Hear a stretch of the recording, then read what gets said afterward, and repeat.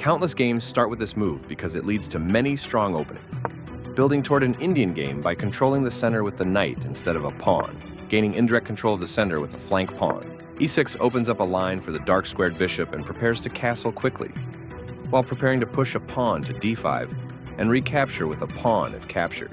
Knight c3 develops the knight to fight for the e4 square and to control d5, a flexible move that develops the bishop and pins the knight.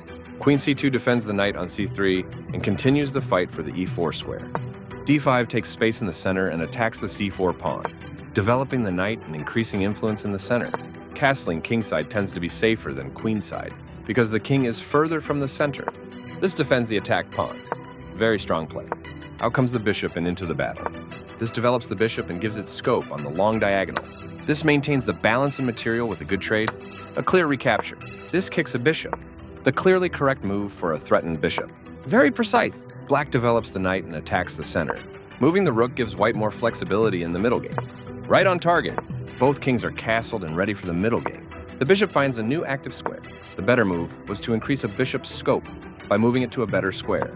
Black's piece has moved to a square with greater activity and control. This threatens to tactically win a rook. The correct move to safety.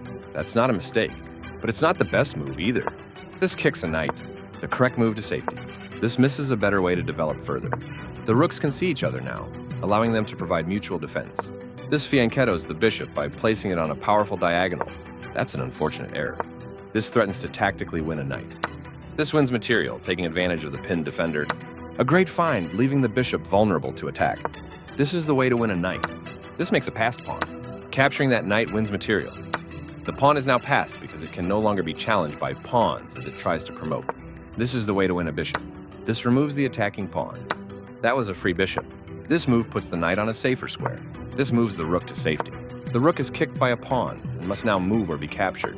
The best option was to move a rook to safety. This is the only good move. The piece finds a new active square. This threatens to tactically win a knight. This avoids clear danger. The better move was to move a piece to safety. This is the only move that works. The rooks are coordinated and powerfully doubled on the file. This leads to a pin, winning a rook.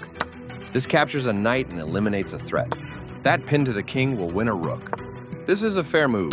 That rook was free for the taking. This is the strongest option. Very precise. White was worse off, but now they are in a losing position.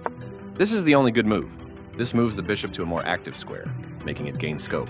This moves the bishop to a better location, allowing it to control more squares. After all captures, this is an equal trade. A straightforward recapture. Right on target. The knight finds a new active square.